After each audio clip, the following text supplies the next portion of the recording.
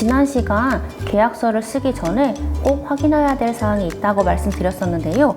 불법 건축물은 아닌지, 방조계기 한 것은 아닌지 이런 것을 확인하는 방법이 있나요, 줄레님?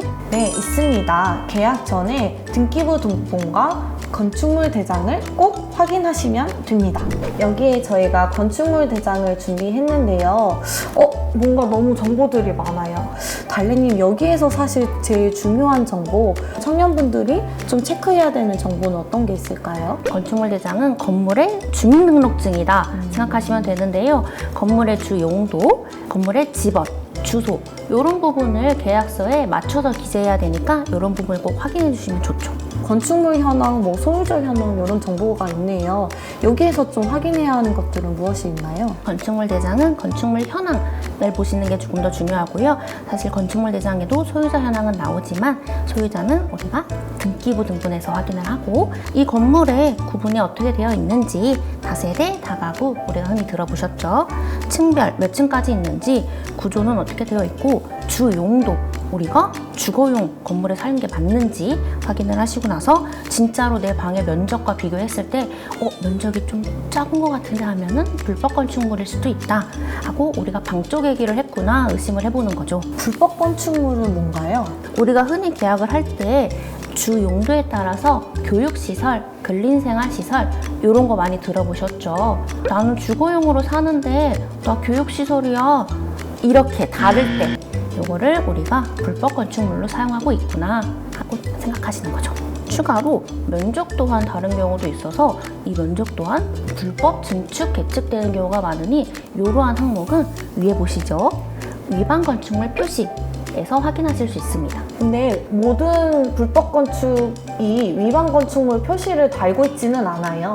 실제로 이게 단속되는 경우도 별로 많지 않고요. 그래서 이게 없다고 하더라도 이런 곳에서 내가 직접 확인하는 그런 과정은 필요합니다. 이렇게 나와 있지 않은 경우에 내가 불법 건축물에 살고 있는 것 같다 하면 해당 구청에 신고가 가능하니 우리가 이거 확인하는 방법을 미리 알고 있다면 도움이 되겠죠. 그런데 줄레님, 이 건축물 대장은 어디서 떼볼 수 있어요? 일단 민원24에서 이제 온라인으로도 발급받으실 수 있고요. 구청이나 아니면은 간단하게는 서울시 부동산 정보광장의 경우에 이런 건축물 대장의 약식 버전이 나와요. 그래서 그냥 이제 간편하게 확인해 볼 수 있습니다. 하지만 정식으로 발급받는 건 아니어서 그런 것들은 이제 국토교통부 건축 행정 시스템 세움터를 이용하셔서 확인해 보시는 게 보다 정확합니다.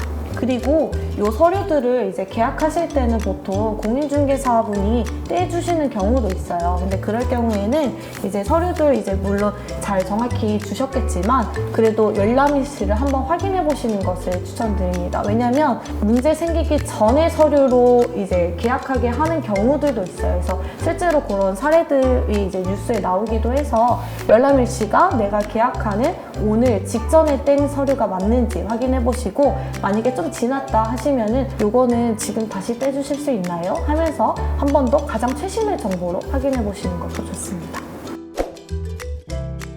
등기부 등본은 부동산에 공적으로 등기되어 있는 서류를 말하는데요.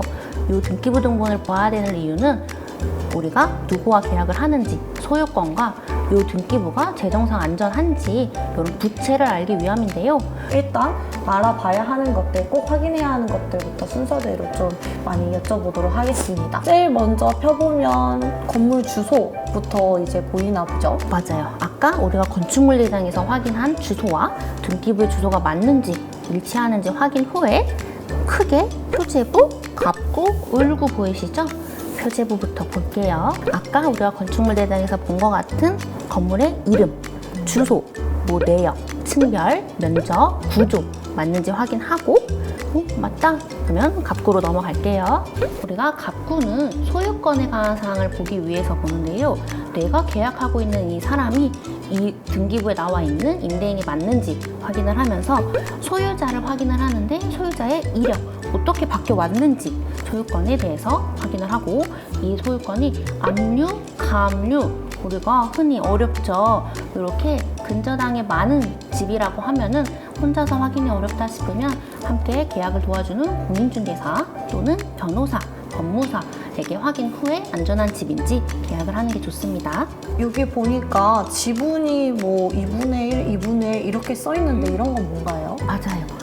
우리가 소유자가 한 명이라고 생각할 수는 없죠. 만약에 임대인이 2명이고 3명이고 4명이다 하면은 우리는 모두와 계약을 하게 되는 게 좋은데요.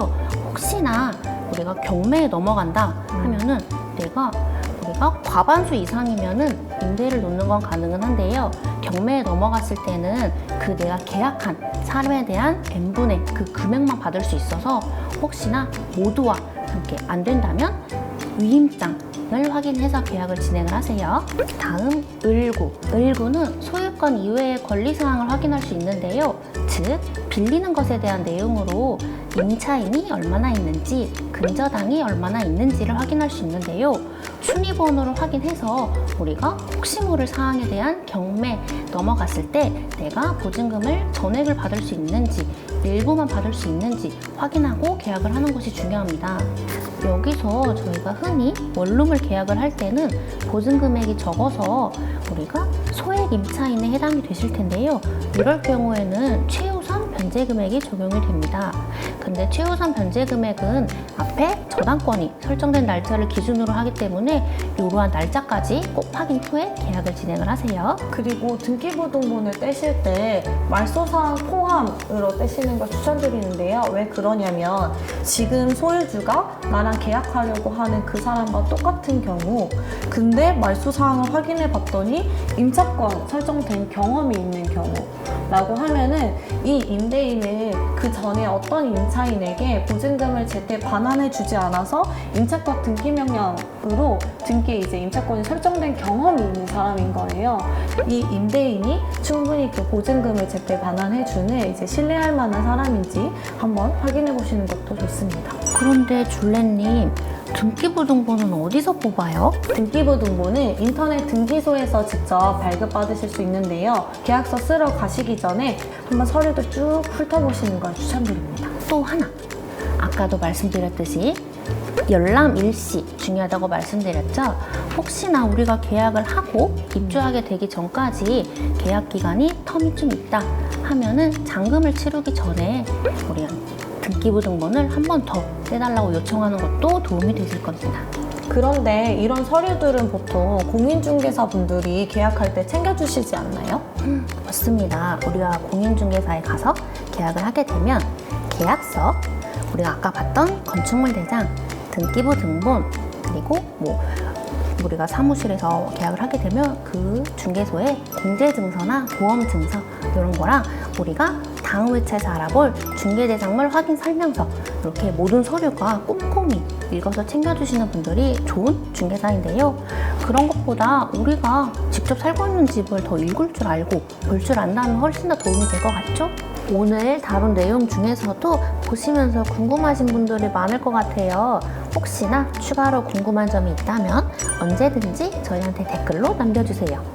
그러면 모두 집을 구하는 분들 화이팅입니다. 다음 시간에 또 만나요. 안녕.